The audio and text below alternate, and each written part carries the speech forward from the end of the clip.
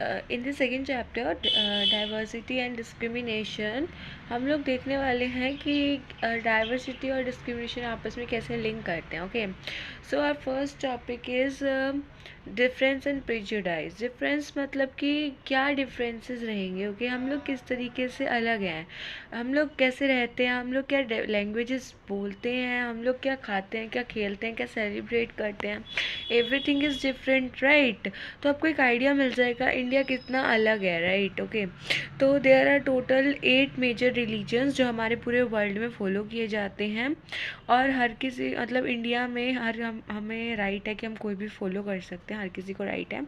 There are total 1600 languages that are people's mother tongues and more than 100 dance forms. Okay, तो yet this diversity not always celebrated. Okay, बहुत ही ज़्यादा diversity है हमारे यहाँ पे, अब देखने को मिल रहा है. आपको पता लग रहा है कितने ज़्यादा लैंग्वेजेस हैं, कितने ज़्यादा रिलीजन्स हैं. रिलीजन्स इन मीन्स धर्म है. Okay, like Hindu, Muslim, Sikh, Buddhism, Jainism and total 8 है. ओके, इस तरीके से आपको पता लग रहा है. Total dance forms, total languages कितनी सारी हैं. ओके, इस तरीके से आपको पता लग रहा है. और फिर अगर हम बात करें रूरल पीपल की और अर्बन पीपल की, तो अगर जैसे आपको कुछ टर्म्स दे रखी है like India 50% of Indians are live in villages. Very true. Okay, city life is more easy but spoiled and lazy. Very true. ठीक है, तो मतलब खर्चा ज़्यादा है सिटीज़ में as compare to rural. Very true. तो दीज आर सम टर्म्स जो आपको यहाँ से रीड करनी है इस एक्टिविटी से. ओके, अगर अब देखा जाए तो एक बना हुआ है लाइक प्रिजुडाइज का मतलब क्या है, पहले आप ये देख लो. प्रिजुडाइज का मतलब है कि जब आप किसी को जज करते हो, पीपल को negatively, to see them as inferior. Okay, किसी को भी जब आप नेगेटिवली जज करते हो, ओके, उसको बोलते हैं प्रिजुडाइज. जब आप सोचते हो कि किसी का क्या बेस्ट भी हो सकता है या फिर किसी काम को करने का तरीका, मतलब आप किसी को जज नहीं कर सकते हो. लाइक आप बोल रहे हो कि इंग्लिश बेस्ट लैंग्वेज है और अदर लैंग्वेजेस को आप इम्पॉर्टेंट नहीं मान रहे हो. इट मीन्स आप दूसरी लैंग्वेजेस को नेगेटिवली जज कर रहे हो, जो कि बिल्कुल भी सही नहीं है, राइट. तो आपको हर किसी लैंग्वेज को इक्वली रखना पड़ेगा, इक्वली रखना चाहिए, पड़ेगा नहीं, इक्वली रखना चाहिए, राइट. तो हमें आपको जो है we can be prejudice about many things, like लोगों का रिलीजन सबको इक्वल रखना चाहिए, लोगों का स्किन का कलर, किस रीज़न से वो आ रहे हैं, किस रीज़न में वो एसेंट में स्पीक कर रहे हैं, क्या वो पहन रहे हैं, you should be equal. Okay, सबके साथ आपको इक्वल रहना चाहिए, किसी को प्रिजुडाइज नहीं करना चाहिए. ये चीज़ आपको बताई जा रही है यहाँ पे, क्योंकि बहुत बारी लोगों को हर्ट भी हो सकता है. ओके, अब हमारा एक टॉपिक है क्रिएटिंग स्टीरियोटाइप्स. स्टीरियोटाइप्स क्या होता है? स्टीरियोटाइप्स लाइक जो आप धारणाएं बना देते हैं, दैट इज स्टीरियोटाइप्स. लाइक अब आपको यहाँ पे बोला हुआ है there are some sentences that are they are well behaved. अब आपको इसमें ना लगाने हैं, लाइक गर्ल्स के अंडर लगाने सेंटेंस हैं, बॉयज़ के अंडर. अगर मैं बोलती हूँ दे आर वेल बिहेव्ड, आप बोलोगे गर्ल्स. ओके, मैं बोलती हूँ they are soft spoken and gentle, they are girls. Physically strong, boys. Naughty, boys. मतलब आपके माइंड में बैठा हुआ है ना कि हाँ भाई, अगर ये सेंटेंस बोला तो ये गर्ल्स हैं, ये है बोला है तो बॉयज़ हैं. लाइक आपने फिक्स कर रखा है, अपने माइंड में बिठा रखा है. ओके, लाइक अगर मैंने बोला दे डोंट क्राई, तो वो बॉयज़ के लिए है कि बॉयज़ नहीं रोएंगे. लाइक वो अपने माइंड सेट कर रखा है कि वो बॉयज़ है तो वो नहीं रोएंगे क्योंकि वो बहुत स्ट्रॉन्ग है मेंटली, वो उनकी वीकनेस का साइन हो जाएगा अगर वो रोते हैं तो. तो इस तरीके से जब अपने माइंड में ये चीज़ बिठा लेते हो तो दैट इज़ द थिंग, वो आपने स्टीरियोटाइप अपने माइंड में बना लिया है. ओके, तो जो चिल्ड्रन है, अब जैसे होते हैं डिसेबल्ड चिल्ड्रन, तो उनके लिए वर्ड यूज़ किया जाता है चिल्ड्रन विथ स्पेशल नीड्स, ताकि उन्हें हर्ट ना हो, उन्हें अलग अलग वर्ड्स के साथ ना बोला जाए, राइट. तो इस तरीके से होता है. लाइक वही चीज़ें हैं कि हाँ ठीक है, अपने जब आप अपने माइंड में एक इमेज सेट कर लेते हो लोगों के प्रति, तो that create a stereotype. Okay, तो यही चीज़ें होती हैं जिससे कि मतलब कि किन बेसिस पे आप स्टीरियोटाइप्स बना सकते हो. That can be religion, sex, race, economical background, that can be criminal और एनीथिंग. ओके, आप किसी भी चीज़ बिहाफ पे स्टीरियोटाइप क्रिएट कर सकते हो. ओके, और अब आता है, अगर मैं देखूँ इनइक्वालिटी एंड डिस्क्रिमिनेशन, तो डिस्क्रिमिनेशन कब होगा? जब लोग एक्ट करेंगे उनके प्रीजुडाइज पे या फिर स्टीरियोटाइप्स पे.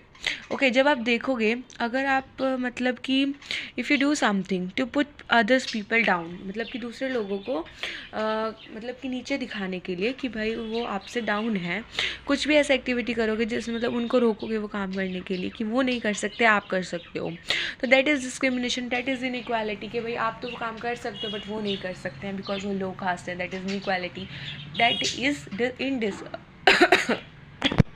That is discrimination. ओके, तो इस तरीके से आपका रहेगा।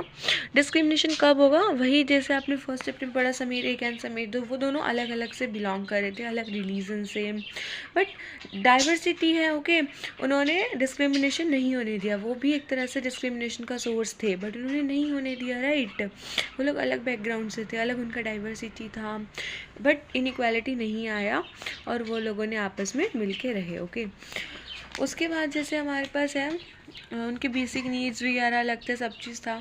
On being discriminated against, okay, people जो है अलग अलग काइंड के वर्क में engage, like teaching, carpentry, fishing, farming etcetera, और अपना लिवलीहुड को अर्न करने के लिए। बट जो दूसरे काम हैं like washing, cleaning, cutting, garbage picking, तो ये सब को कम वैल्यू दिया जाता है और जो ही काम करते हैं उन्हें डर्टी और इम्प्योर माना जाता है। तो ये सब क्या है, कास्ट सिस्टम का है। कास्ट सिस्टम में क्या होता है, जो ये सब काम करते हैं उनको एक लेडर में लगा दिया जाता है, लाइक जो ये सब काम करेंगे वो नीचे रहेंगे और उन्हें लो कास्ट बोला जाएगा, और जो नहीं करेंगे मतलब जो अच्छा अच्छा काम करेंगे उन्हें ऊपर रखा जाएगा, राइट, एट द टॉप, और वो अपर कास्ट कहलाएंगे। और जो करेंगे मतलब वो गार्बेज पिकिंग और ये सब वाला काम, लोअर कास्ट वाला, they are known as Dalits. Dalits वो होंगे जो लोअर कास्ट से बिलोंग करेंगे, उन्हें अनटचेबल्स बोला जाएगा। उनके लिए हर चीज़ अलग रहेगी, मतलब कि उनके लिए अलग काम, अलग सब कुछ। उनको मतलब कि अपर कास्ट के चिल्ड्रन के साथ रहना भी अलाउ नहीं होगा, उनके साथ पढ़ना भी नहीं, उनके साथ बैठना भी नहीं, उनके साथ खाना भी नहीं। Everything was different from different for them. Okay, ये सब उनके लिए रहेगा। डॉक्टर बी आर अम्बेडकर जो थे वो ग्रेटेस्ट लीडर थे जिन्होंने स्टार्ट किया था कास्ट बेस्ड डिस्क्रिमिनेशन को ख़त्म करने के लिए काम। ओके, और जब वो 9 ईयर्स के थे तो उनके साथ एक इंसिडेंट हुआ था, लाइक वो गोरेगांव जा रहे थे अपने फादर को मिलने के लिए जब वो महाराष्ट्र में थे। Okay, so he was well dressed जब वो वहाँ जा रहे थे, तो मतलब बट उन्हें ना वहाँ से मतलब कुछ ना कुछ व्हीकल चाहिए था, लाइक गोरेगांव तक जाने के लिए। ओके, तो वो स्टेशन से वहाँ से व्हीकल ढूंढ रहे थे, बट मतलब जैसे वो वेट कर रहे थे तो काफ़ी देर हो गई थी वेट करते हुए, तो स्टेशन मास्टर आस्क्ड हिम कि भाई तुम यहाँ क्या कर रहे हो, एंड ही टोल्ड कि सब कुछ उन्होंने उन्हें बताया। तो जब उन्हें पता लगा कि वो belong to Mahar caste, Mahar is a community, is one of community which were treated as untouchable in the Bombay presidency, तो उन्हें देख के थोड़ा हैरान हो गए, थोड़ा नहीं बहुत ही हैरान हो गए कि इतना वेल ड्रेस्ड महार कास्ट के पीपल कैसे हो सकते हैं, क्योंकि महार कास्ट के पीपल जो है ना बहुत ही लाइक पुअर होते थे, इनका खुद का कोई लैंड वैंड नहीं होता था, तो और वो बहुत ही वेल ड्रेस्ड थे, तो उन्हें देख के हैरान हो गए। ओके, तो उसके बाद उन्हें वहाँ पे बहुत ज़्यादा वेट किया, ठीक है, तो उसके बाद भी बट उन्हें कोई मिला नहीं, तो उनकी जो सारी हैप्पीनेस थी वो सैडनेस में चेंज हो गई, ठीक है, लाइक अब वो मतलब वेट करें, हाँ, फिर हर बार वो स्टेशन मास्टर वापस आता है तो वो पूछते थे क्या करना, तो वो उन्हें बोलते थे अगर हमें बुलक कार्ट मिल जाती है हार पे तो हम गोरेगांव तक चले जाएंगे, तो और हम पैसे भी देने को तैयार हैं, डबल पैसे। तो उन्होंने बोला कि तुम्हें कोई नहीं लेकर जाएगा, कोई भी पसंद नहीं करेगा कि अनटचेबल्स को वहाँ तक छोड़े और खुद को पॉल्यूट करें, क्योंकि बोला जाता है कि अनटचेबल का टच भी हो जाएगा तो वो पॉल्यूटेड माने जाएंगे। इस तरीके से मतलब कास्ट में बहुत ज़्यादा डिफरेंस किया जाता था। बी आर अम्बेडकर जो थे उन्हें फादर ऑफ इंडियन कॉन्स्टिट्यूशन कहा जाता है, और दलित्स के लीडर भी बोला जाता है, बेस्ट नॉन लीडर्स। उन्होंने जो है दलित कम्युनिटी के राइट्स के लिए बहुत ज़्यादा फाइट किया। महर कास्ट में बोर्न हुए थे, Mahar caste was poor and no on land, ठीक है। Doctor B R Ambedkar first person जिन्होंने इतना मतलब अपना कॉलेज एजुकेशन कंप्लीट किया और इंग्लैंड गए लॉयर बनने के लिए, मतलब उन्होंने बहुत ज़्यादा फाइट किया कि भाई दलित्स को सारे राइट्स होने चाहिए, गवर्नमेंट जॉब में भी पूरा राइट्स मिलना चाहिए, कास्ट सिस्टम खत्म होना चाहिए, और उन्हें भी मतलब टेम्पल्स वगैरह में अपर कास्ट के साथ या जो अदर कास्ट है उनके साथ पूरा राइट मिलना चाहिए, और जितना भी सोसाइटी में काम हो रहा है, जो भी राइट्स दूसरों को मिल रहे हैं वो सारे राइट्स उनको भी मिलने चाहिए। ओके, तो इस तरीके से लाइक रहता था, सबको इक्वल करना चाहता था। और फिर छोटा सा जो इंसिडेंट था ये कार्ट वाला, इससे पता लग रहा है लाइक वो मनी पे करने के लिए भी तैयार थे, बट किस तरीके से मनी पे करने के बावजूद भी उनको कितना डिफ़िकल्टी फेस करना पड़ा, और कास्ट अलग होने की वजह से उनको इतना मतलब डिस्क्रिमिनेशन का फेस करना पड़ा कि मतलब सब चीज़ कितना उनका पैसे होने के बावजूद भी उनका काम नहीं हो पा रहा था, राइट। अगर कास्ट सिस्टम नहीं रहता, कास्ट डिस्क्रिमिनेशन नहीं होता, तो पैसे ही तो देना है, पैसे वो दूसरा कास्ट वाला पर्सन भी दे रहा है और वो भी दे रहे थे, तो उनका काम हो जाना चाहिए था, बट नहीं हो पाया, okay, just because of this caste discrimination and caste system, okay. तो अब हम आते हैं अगर स्ट्राइविंग फॉर इक्वालिटी, तो जो स्ट्रगल था फ्रीडम के लिए वो ब्रिटिश रूल से ही चलता आ रहा है, ओके। हम लोग तभी से अपना कर रहे हैं, बट उस टाइम पे क्या था कि सारे एक तरफ मिल गए थे, like Dalits, women, tribal, peasants, और सब हम लोग तो सभी एक तरफ मिल गए थे, क्योंकि हमें ब्रिटिश लोगों से अपना फ्रीडम चाहिए था, ओके। और हम लोगों ने उनसे फ्रीडम ले लिया, तो उसके बाद क्या हुआ, हम लोगों ने आपस में ही इक्वालिटी नहीं आया। वुमेन डिमांड करते थे अपने राइट्स के लिए कि भाई हमें एजुकेशन चाहिए जैसे मैन को मिलती हैं। पीजेंट्स डिमांड करते थे अपने के लिए कि भाई पीजेंट्स ऑन ट्राइबर्स, जैसे कि भाई मनी लेंडर से हाई इंटरेस्ट जो हमें लिया जाता है, मनी लेंडर्स लेते हैं पीजेंट से, वो ना लें।